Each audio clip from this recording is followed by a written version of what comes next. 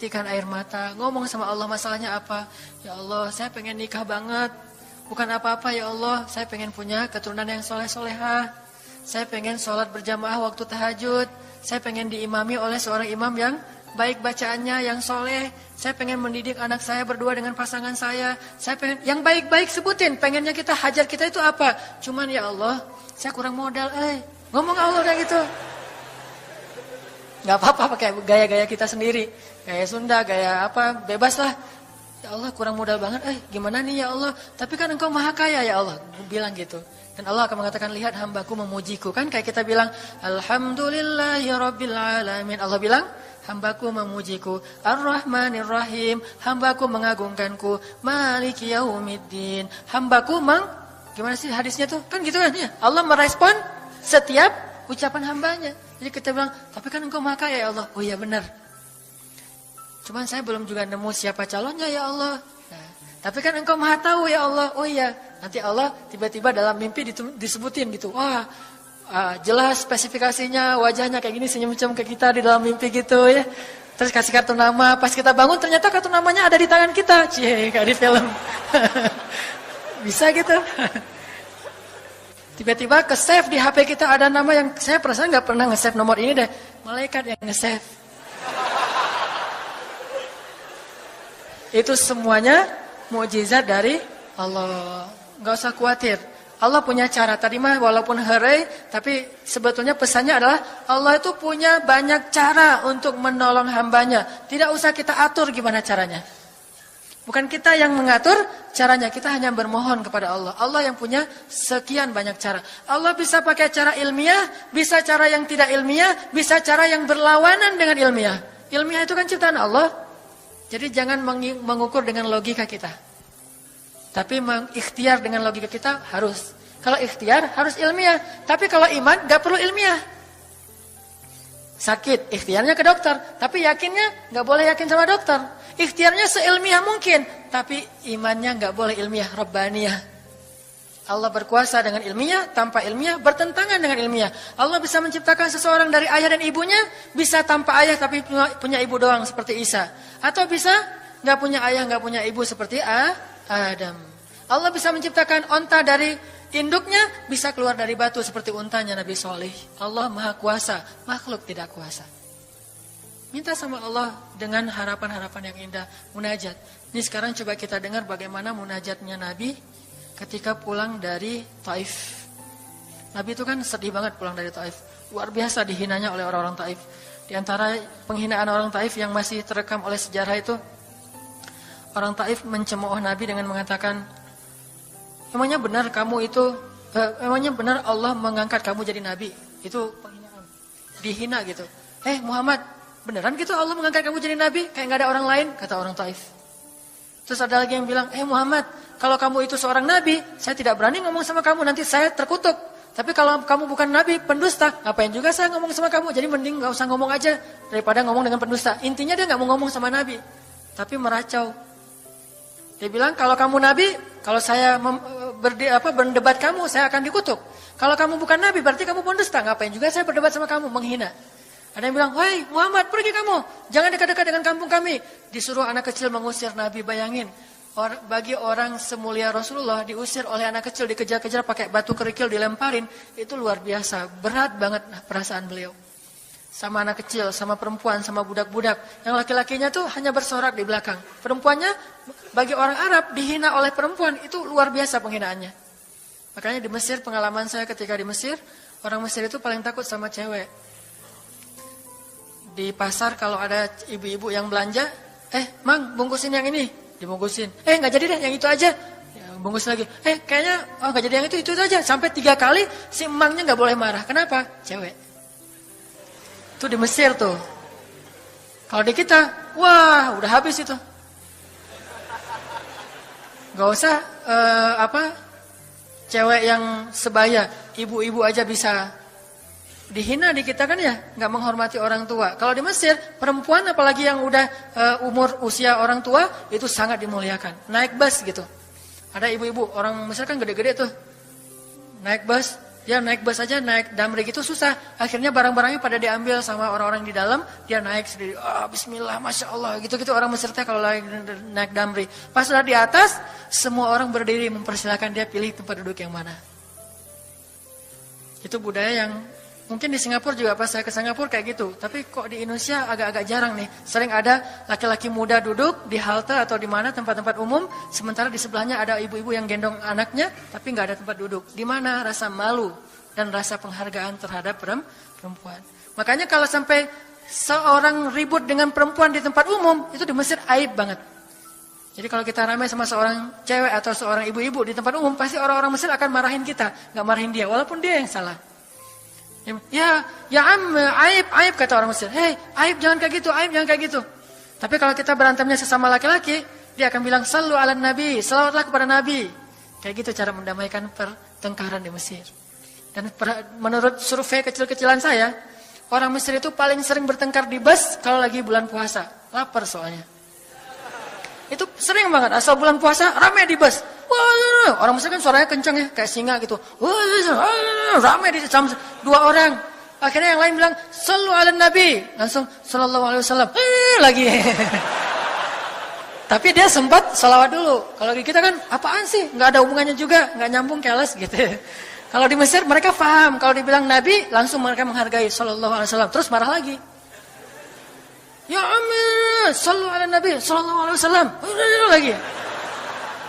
Kadang-kadang saking marahnya sallu ala nabinya sambil marah-marah. Sallallahu alaihi wasallam saya bilang juga. Jadi sampai ada yang bertengkar 2 orang disikapin dengan bijak. Orang Mesir kalau marah tuh suka bilang keledai. Ya Ahmar, wahai keledai gitu. Terus yang orang bijak ini kayaknya educated dosen gitu kayaknya dia bilang, "Namanya ada keledai selain engkau di sini?" Terus dia bilang, "Enggak ada." Ada. Apapun jawabannya salah. Namanya ada keledai selain kamu di sini. Kalau dia bilang nggak ada, berarti emang kamu sendiri. Kalau dia bilang ada, berarti kamu juga keledai. Cerdas ya, luar biasa nih di Mesir. Saya dapat banyak luar biasa pengalaman. Intinya apa? Perempuan yang mengusir Nabi di Taif, perempuan, anak-anak, budak. Coba, gimana perasaan Nabi? Itu benar-benar nelangsa banget, sedih banget. Begitu turun dari Taif, Nabi SAW kemudian istirahat, habis dikejar-kejar dari pagi sampai sore di kebun kurma. Nabi lagi istirahat, terus Nabi berdoa. Nih doanya saya bacain ya. Wahai Robku, kepada engkaulah aku adukan kelemahan tenagaku dan kekurangan daya upayaku. Wahai Robku, engkaulah yang maha rahim, engkaulah pelindung orang-orang yang lemah. Engkaulah penciptaku. Kepada engkau aku berserah diri ya Allah. Kepada musuh, kepada siapa engkau akan menyerahkanku ya Allah? Kepada musuh yang akan mencelakaiku, atau kepada keluarga yang akan membantu urusanku. Tapi apapun itu, tidak ada keberatan bagiku, asal engkau tidak marah kepadaku. Mau diserahin ke musuh, gak apa-apa ya Allah. Mau diserahin kepada keluarga juga nggak apa-apa. Yang penting kau nggak marah ya Allah. Ini bahasa Nabi. Terus Nabi bilang, sedangkan kasih sayangmu maha luas bagiku. Aku berlindung dengan cahaya wajahmu yang mulia, yang menyinari langit dan menerangi segala yang gelap. Dan atasnya lah teratur segala urusan dunia dan akhirat. Dari engkau menimpakan atas diriku kemarahanmu. Aku berlindung dari kemarahanmu ya Allah. Dari juga azab-azabmu, kepada engkaulah aku adukan perihalku, sehingga engkau ridho, tiada daya dan upaya, melainkan dengan kekuasaanmu ya Allah. Tapi ini kalau kita baca dengan versi Arabnya, lebih romantis lagi. Versi terjemah memang agak kaku.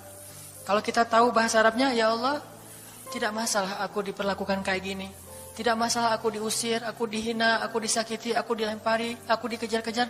Yang penting engkau tidak marah kepadaku. Coba, gimana Nabi itu cinta sama Allah. Mendengar doa Nabi yang romantis banget sambil menitikan air mata, tubuhnya banyak bekas luka lemparan batu, bajunya itu kotor. Malaikat itu sampai nggak tega, sampai Jibril turun. Wahai Muhammad, kata Jibril. Ya Rasulullah, wahai kekasih Allah, kata Jibril. Allah Maha mengetahui apa yang telah terjadi pada dirimu terhadap orang-orang ini. Allah telah memerintahkan malaikat gunung untuk mentaati perintahmu ya Rasulullah. Kata malaikat. Jadi kayak ada seorang anak yang nangis sedih, tiba-tiba datang ayahnya ngelus-ngelus gitu menenangkan dia, ya Rasulullah, Allah udah memerintahkan malaikat gunung kok, jadi menghibur gitu. Jangan sedih ya Rasul, jangan sedih, nggak apa-apa. Itu malaikat gunung udah siap tuh, apapun yang kamu perintahkan. Langsung malaikat gunung siap-siap gitu.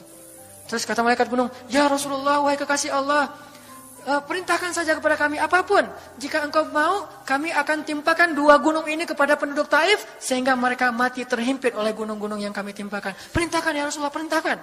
Kata Rasulullah, tidak wahai para malaikat. Kalaupun mereka tidak beriman hari ini, aku berharap kepada Allah, anak cucu mereka kelak akan beriman. Nabi nggak sakit hati kepada orang Taif. Dan Nabi juga tidak marah kepada Allah ketika beliau diperlakukan oleh hamba-hamba Allah kayak gitu. Tetapi yang penting Allah jangan marah sama saya ya. Kalau bahasa kita mah, ya Allah maaf ya saya jadi kayak gini nih. Tapi Allah nggak marah kan? Gitu banget tuh sama Allah coba. Dia udah habis-habisan, kemudian belum berhasil dakwahnya, masih takut sama Allah. Kayak kita ngedakwahin teman kita, terus kita dicela sama teman kita, dimusuhi oleh teman kita nggak marah sama dia, nggak marah sama Allah. Nggak bilang, Allah itu sih susah ya dakwah. Nggak ngomong kayak gitu. Ya Allah maaf ya dia belum menerima dakwah saya. Ini pasti karena saya nggak benar nih nyampainya. Ya Allah jangan marah ya sama saya. Besok saya coba lagi gitu sama Allah. Terus ke orangnya nggak marah karena mungkin dia fa'innahum la ya'lamun. Mereka tidak mengerti. Besok akan dicoba lagi, didakwahin lagi, diajak lagi. Terus aja kayak gitu. Ini munajat Nabi kepada Allah SWT. Sehingga gara-gara munajat itu malaikat turun. Sama kayak munajat curhatnya Nabi Yunus.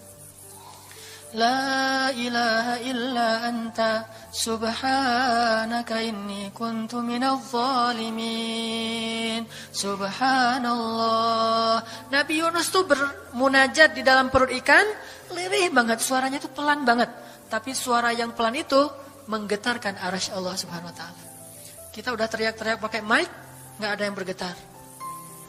Nabi Yunus kalimatnya sederhana, tetapi dari hati banget. Benar-benar curhat. Ya Allah, tidak ada ilah selain engkau. Aku ini udah zalim terhadap diriku sendiri. Ya Allah, maafin saya, maafin saya. Subhanallah, subhanallah, engkau maha suci, saya ini kotor. Engkau maha suci, saya ini kotor. Terus saja, sampai suara Nabi Yunus di dalam perut ikan, di dalam laut yang dalam itu, menggetarkan arasy Allah di langit ketujuh. Tiba-tiba, malaikat arasy bertanya, suara siapa ini ya Allah? Begitu indah, begitu lembut, meminta ampun kepadamu ya Allah. Kata Allah, itu suara hambaku Yunus. Apa yang dia minta ya Allah?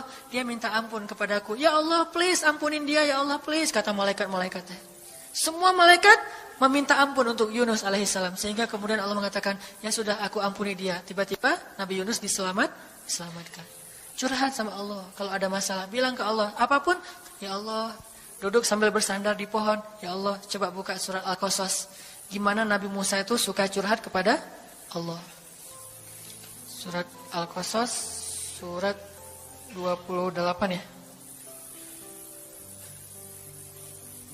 Ayat ini ya. Ayat 16 coba. Ketika Nabi Musa nggak sengaja bunuh orang Kipti, Egyptian. Rabbi, inni zalamtu nafsi, faghfirli ya Rabbi. Ya Rabbi, saya tuh udah zalim, maafin saya ya Allah, ampuni saya. Ada masalah dikit, ngomong ke Allah. Habis ada kesalahan, ngomong ke Allah. Terus dia bilang lagi, Rabbi ayat 17, bima an'amta alayya falan akuna zahiran lil mujrimin. Ya Allah, janganlah engkau jadikan aku termasuk orang-orang yang berdurhaka atau berbuat dosa. Udah. Terus ada masalah lagi. Nabi Musa diusir dari Mesir, dikejar-kejar sama tentara Firaun di ayat 21. Apa kata Musa? Rabbi, najjini minal qaumiz zalimin. Ya Rabbi, selamatkan saya dari orang-orang yang zalim. Ngomong lagi ke Allah. Udah Nabi Musa pergi sekarang. Kemana perginya? Dari Mesir ke Yordania, Madian kalau bahasa dulu. Pergi tuh. Begitu pergi ke Madian, bilang lagi ke ayat 22. Asa Rabbi ayyahdiyani sawa asabil. Mudah-mudahan Allah kasih saya jalan ya. Ya Allah, tunjukin dong saya jalan harus kemana nih. Saya nggak tahu harus kemana larinya. Allah tunjukin. Jalan sampai ke Madian. Begitu udah selesai adegan menolong 2 orang perempuan yang sedang memberi minuman ternak. Nabi Musa capek kan? udah seharian jalan, kemudian kurang makanan, sendiri, nggak jelas negeri yang beliau tuju. Akhirnya beliau bersandar di sebuah pohon di ayat 24. Terus beliau mengatakan, Rabbi, inni lima anzalta ilayya min khairin faqir. Ya Allah, saya butuh banget kebaikan darimu ya Allah. Saya sekarang lapar, saya haus, saya nggak punya tempat tinggal. Saya sangat butuh kepada kebaikan darimu. Bilang ke Allah, tiba-tiba habis doa kayak gitu, datanglah cewek itu dengan malu-malu kan. Ayat berikutnya, ternyata cewek itu adalah bakal jadi istri Musa. Jadi kalau ada apa-apa bilang ke Allah. Gak sengaja ngelihat Instagram, oh ada yang cantik, Rabbi, yang ini nih, yang saya gak sengaja gitu. Tapi jangan dikepoin ya, dan jangan terlalu lama ngelihatnya, sekilas saja. Atau minimal kalau nggak yang ini, yang kayak gini ya Allah, ya Allah, gitu. Ngomong nanti ketika selesai sholat. Makanya banyak-banyak doa sama Allah. Dan yang romantis, yang lembut, banyak-banyak berzikir. Jadi sebelum doa itu tasbih dulu. Tasbihnya dengan bahasa yang kita nyaman. Subhanallah, subhanallah boleh. Atau dinyanyikan juga nggak masalah dengan suara yang baik. Bukankah Nabi menyuruh kita menghiasi Al-Quran itu dengan suara kita, dan di antara isi Al-Quran adalah zikir. Kita bisa bilang Subhanallah, Subhanallah, Subhanallah. Coba kayak gitu malam hari sendiri. Pasti orang yang lewat dekat rumah kita bakalan lari gitu ya, dikirain ada soal. Malam hari zikir di kos-kosan gitu. Pada teman-teman pada kabur semuanya. Dikirain ada yang gentayangan. Subhanallah, Subhanallah, Subhanallah. Jadi kalau teman-teman bersiullah dengan zikrullah. Daripada kita bersiul dengan lagu-lagu yang misalnya hanya irama biasa kan ya. Saya udah gak hafal ya lagu-lagu terbaru. Yang dulu-dulu mah yang saya tahu paling kau hancurkan hatiku, hancurkan. Nah gitu aja bersiulnya di mobil, kau hancurkan hatiku. Mending kita Subhanallah, Subhanallah, Subhanallah, Subhanallah, Subhanallah, Subhanallah. Biasain aja bersiul dengan nama Allah. Itu namanya miss-callin Allah. Sehingga nanti Allah akan melihat, wah ada hambaku nih menyebut-nyebut nama aku kan di miss-call tuh, caper dulu. Udah gitu baru ya Allah, baru minta sama Allah. Jadi, kalau kita mau munajat, mau romantis, mau curhat sama Allah, sebut nama Allah, agungkan kebesaran Allah, berselawat kepada kekasih Allah, yaitu Rasulullah Sallallahu Alaihi Sayyidina Muhammad. Mau pakai Sayyidina mangga, enggak pakai Sayyidina mangga. Yang penting jangan ribut bab Sayyidinanya. Mau doa aja, enggak ada tuh Sayyidina, ramai kan? Gak berdoa ada jadi debat kan ya? Komen, udah aja enggak masalah. Mau pakai Sayyidina mangga, enggak pakai Sayyidina juga, enggak masalah. Tergantung mazhab. Ada yang nyaman harus pakai Sayyidina karena saya cinta sama Rasulullah. Ada yang nyaman saya justru karena cinta sama Rasulullah, gak mau nambah-nambah kayak gimana Nabi mengucapkan aja, mangga. Yang penting salawat. Allahumma sholli ala Muhammad, Allahumma sholli ala Sayyidina Muhammad. Baru minta, ya Allah saya lagi ada masalah. Gini nih ya Allah, sebutin, curhat sama Allah. Dengan demikian doa kita akan diijabah insyaallah. Tapi ini baru berapa nih? Baru 2 ya. Ada beberapa tips untuk doa yang powerful, insya Allah ini akan kita lanjutkan pada pertemuan yang akan datang.